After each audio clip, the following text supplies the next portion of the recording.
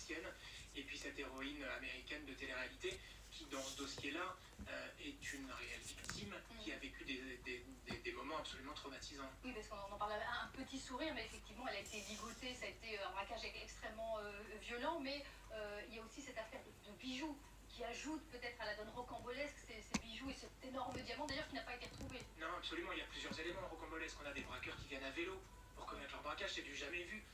Il l'explique, il dit si on était venu en voiture, une voiture en double fil à côté du quartier de la Madeleine en pleine nuit, elle aurait été vue par des patrouilles, elle aurait été suspecte. Donc on a eu l'idée de venir à vélo, ils portaient leur gilet jaune réglementaire, ensuite ils les ont enlevés, ils ont revêtu des tenues de police.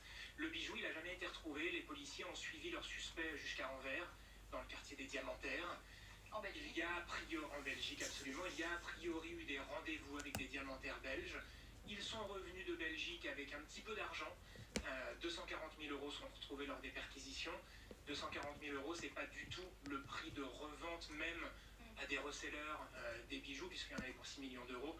Donc soit tous les bijoux n'ont pas été vendus, et peut-être que la bague existe encore quelque part cachée, ou alors ils en ont eu vraiment un mauvais prix.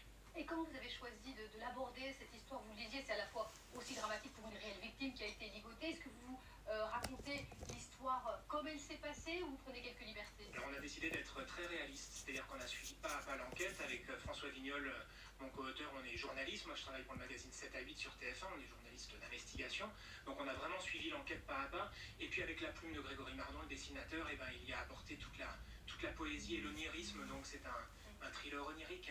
Alors elle sera là, elle va venir, Kim Kardashian, à Paris pour ce procès le 13 mai prochain. Ça vous a surpris qu'elle vienne en personne? Un petit peu, on s'attendait pas à ce qu'elle revienne, d'autant que lorsque les faits sont passés, elle l'a dit à la magistrate aussi qui était venue l'entendre, à quel point elle avait été bouleversée par cette histoire et à quel point aujourd'hui Paris pour elle était synonyme de ce braquage-là.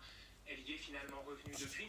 Donc c'est une demi-surprise, elle a annoncé qu'elle viendrait, il faut rester prudent, on ne sait jamais avec son agenda, mais comme le disait votre chroniqueuse judiciaire, ça va effectivement être une affiche rocambolesque et intéressante à voir au Palais de Justice de Paris. Et ça donnera lieu peut-être à une suite de cette BD.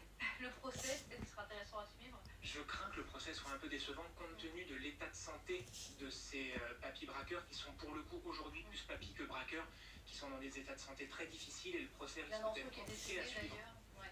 Merci beaucoup à vous, Julien. Donc merci d'être